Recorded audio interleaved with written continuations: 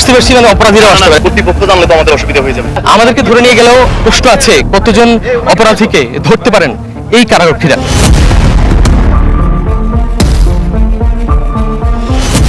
আসলে যেটি দেখতে পাচ্ছেন এটি মূলত কুমিল্লা কারাগার। এই কারাগারের ভেতরে যে কেউ চাইলে প্রবেশ এবং কেউ চাইলে বেরিয়ে আসতে পারে। অভিযোগ আছে খোদ কারা অভ্যন্তরের ভেতরেই প্রবেশ করছে এই রুট দিয়ে, মাদক সহ অন্যান্য জিনিসপত্র এই রুট দিয়ে আসামিদের কাছ পর্যন্ত প্রবেশ করছে বহিরাগতরাও। আজকে আমরাও প্রবেশ করব এই কারাগারের ভিতরে এবং দেখাবো একটি কারাগারের ভিতরে কত সহজে প্রবেশ করে বেরিয়ে আসা যায়। চলুন আমাদের সঙ্গে।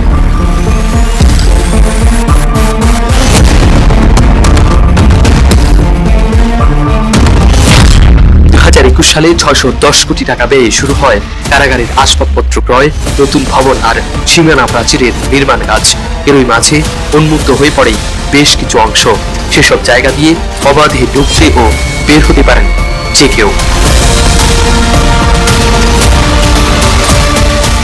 আমরা এখন রয়েছি কুমিল্লা কারাগারের ভিতরে এবং আমার পেছনে দেখতে পাচ্ছেন কুমিল্লা কারাগার। এই কারাগারের যদি ক্যামেরায় দেখাতে চাই, এই যে কারা ক্যাম্পাস বলা হয় যে এই ভবন থেকেই মূলত এই যে কারারক্ষীরা রয়েছে বা আসামিরা রয়েছে তাদের কাছে মাদক সহ বিভিন্ন দ্রব্যাদি এই দেয়াল টপকে অর্থাৎ এই ভবন থেকেই ফেলা হয়। সদ্য জামিনে বেরিয়ে আসা এক আসামি নাম প্রকাশ না করা সত্যি জানান নানা তথ্য। সংস্কার কাজ চলা দেয়ালের ফাঁক গলে ঢুকে পড়ে অপরাধীরা। কারাবন্দী স্বজনরাও দেখা করতে আসেন এই পথ দিয়ে। অভিযোগ রয়েছে মাদকের দেনদরবারও চলে এই ভবন থেকেই। দেয়ালের কানেকশন আছে, দেয়ালটা ওই দিক দিয়ে ভাঙা হওয়ার কারণে বাহির থেকে আসামির যারা লোকজন আছেন, আত্মীয় স্বজন বা যারা মাদক কারবারি আছেন, তারা এই ভাঙা দেয়ালটা দিয়ে ভবনগুলোতে ওঠেন। গাঁজা বা এগুলো তারা ভালোভাবে বল আকারে পেঁচিয়ে, ট্যাপ দিয়ে পেঁচিয়ে তারা কিন্তু এগুলো ফেলে। পাশাপাশি অন্যান্য বিভিন্ন ধরনের অস্ত্র, ছোটখাটো অস্ত্রগুলো তারা কিনে ফেলে। কেউ কেউ আত্মীয় স্বজনের সাথে দেখা করে। কারারক্ষীরা যখন বিভিন্ন কাজে চলে যায়, নামাজ পড়তে বা গোসল করতে বা ব্যস্ত হয়ে যায়, এই সময়টাতে কিন্তু আপনার যারা একটু বড় ধরনের আসামি তাদের কাছে হচ্ছে মোবাইল বিষয়টা আসে, মোবাইলটা তারা পাঠায়। কুমিল্লা কারাগার আসলে কতটা অনিরাপদ এই ভবনটি দেখলে, এই অবস্থাটি দেখলে আসলে অনুমান করা সম্ভব।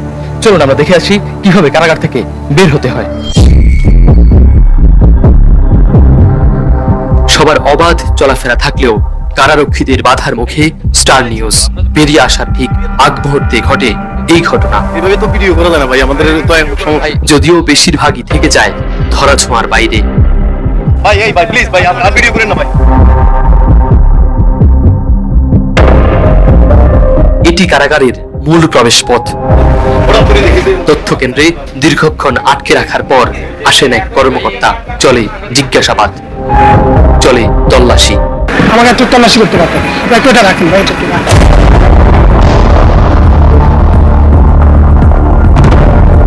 নানা অজুহাত দেয়া হলেও কেবল নিরাপত্তা ব্যবস্থা নিয়েই নেই কোনো সদুত্তর। আপনাদেরকে দেখতে পারলাম না ঠিক আছে, কিন্তু আপনি তো আমাদের সীমা পাচ্ছে যেহেতু নাই, আর আপনি তো লুকাই গেছেন।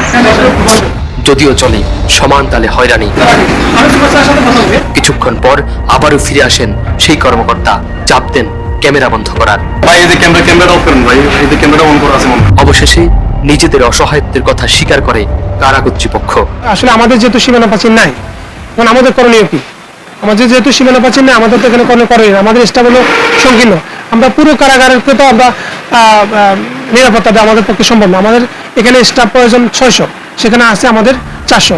এমন নিরাপত্তা ব্যবস্থা নিয়ে শঙ্কা প্রকাশ করেছেন অপরাধী বিশ্লেষকরা।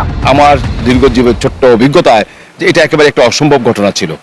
কারাগারের মাঝে উইদাউট এনি পারমিশন কোনো আনঅথরাইজড পার্সন ভিতরে যাওয়ার কোনো সুযোগ নেই।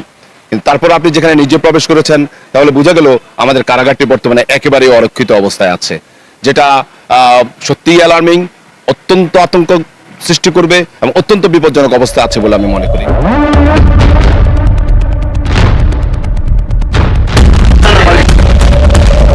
এরপর বেরিয়ে আসি আমরা, দেখে আসি 2500 বন্দী নিয়ে কতটা অরক্ষিত এই কারাগার। আব্দুল্লাহ আল মারুফ, স্টার নিউজ, কুমিল্লা। জেলখানাকেই বলা হয় নিরাপদ স্থান, আর সেখানেই যদি চলে এমন নিয়ম ব্যবস্থা, তাহলে আমরা কোথায় নিরাপদ? প্রশ্নটা আপনাদের কাছে রেখে গেলাম। ধন্যবাদ স্টার নিউজকে এমন একটা নিউজ জনগণের সামনে তুলে ধরার জন্য।